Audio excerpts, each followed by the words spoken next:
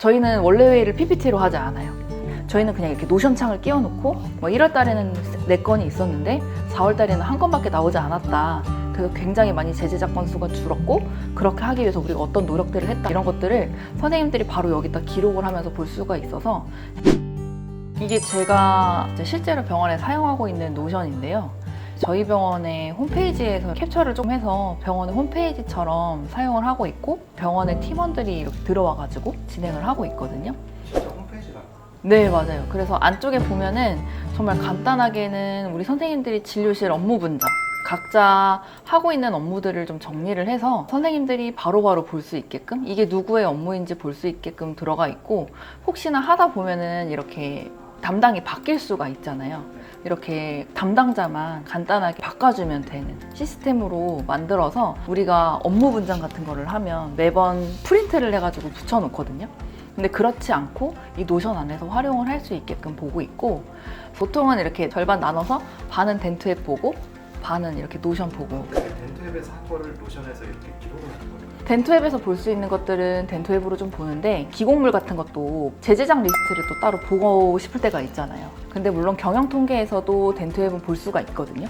그런데 우리가 얘네들만 딱 솔팅을 해서 보고 싶을 때가 있는데 이런 것들은 선생님들이 업무를 하다 보면 저한테 이런 것들을 좀 보고 싶다라고 얘기를 해줄 때가 있어요. 자기가 이런 것들을 좀 관리를 해서 원래 회의를 할 때 좀 발표를 좀 해서 우리가 기곡물을 좀 잘 관리하고 싶다.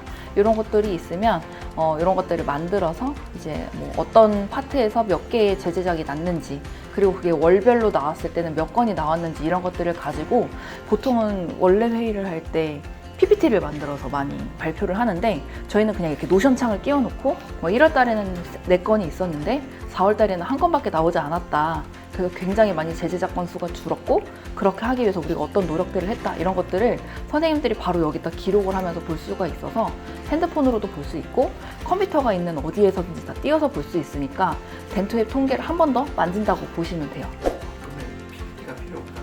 그렇죠. 저희는 원래 회의를 PPT로 하지 않아요.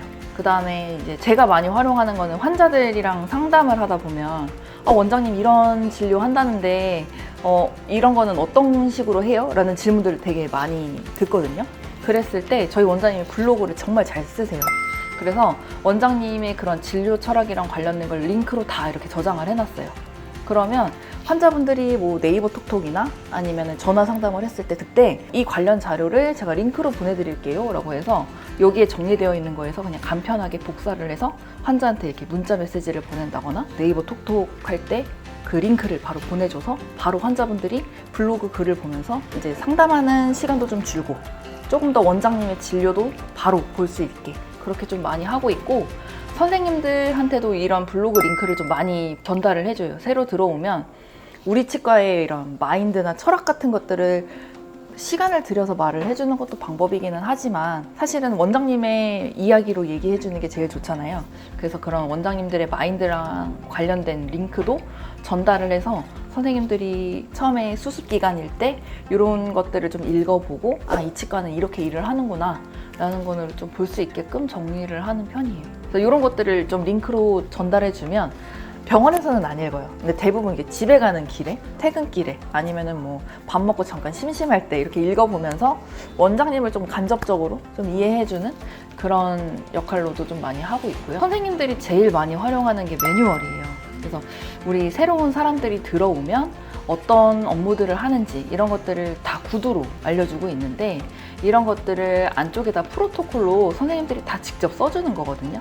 차트를 캡처를 해놓고 어떤 식으로 우리 병원에서는 진행을 하는지 이렇게 전자차트에 있는 내용들도 캡처를 해가지고 이렇게 담아두면 선생님들이 이제 핸드폰으로도 노션은 볼 수가 있기 때문에 각각의 진료에서 어떤 부분들을 내가 준비를 해야 되는지 그리고 원장님이 오기 전에 어디까지 준비를 해야 되는지 이런 것들을 주기적으로 계속 업데이트를 하고 있고 이렇게 댓글로 남겨져 있는 경우 추가한 부분들도 선생님이 그때그때 올려주기 때문에 이런 부분이 왜 추가가 됐구나 이런 것도 바로 볼 수 있어서 많이 활용을 하고 있어요.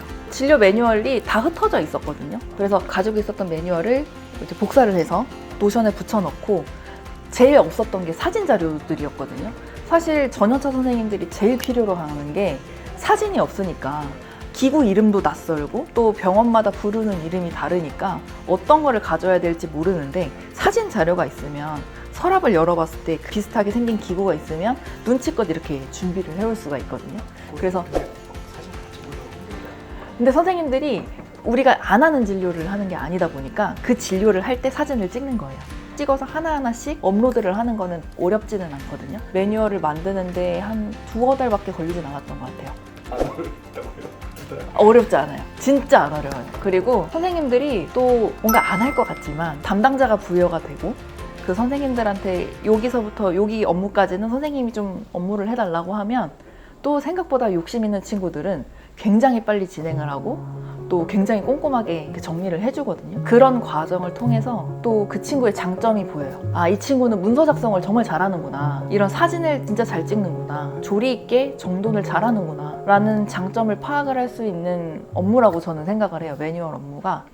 그렇게 하다 보면 또 다른 뭔가 비슷한 업무가 주어져야 됐을 때 이제 이 중간관리자는 뭘 잘하는지 아니까 그 친구한테 맡길 수 있죠. 근데 치과에는 다양한 업무를 하기 때문에 그 각각의 장점들이 파악을 할 수 있을 때 제일 좀 좋은 것들이 협업이라고 생각을 해요. 그러니까 다 같이 뭔가 일을 했을 때 그 장점들이 좀 잘 보이기 때문에 매뉴얼이라고 하는 거는 원장님의 진료도 파악을 해야 되고 문서 작성도 해봐야 되는 거고 사진도 찍어야 되는 거고 한번 또 공유도 해줘야 되는 부분이다 보니까 프레젠테이션도 하게 되잖아요. 그랬을 때 그 사람의 스피치 능력이라든지 이런 것도 파악을 할 수 있어서 물론 바쁜 업무를 쪼개서 해야 되는 업무이기는 하지만 우리 병원의 백과사전을 만드는 과정에서는 반드시 해야 되는 업무이지 않을까 하는 생각이 듭니다.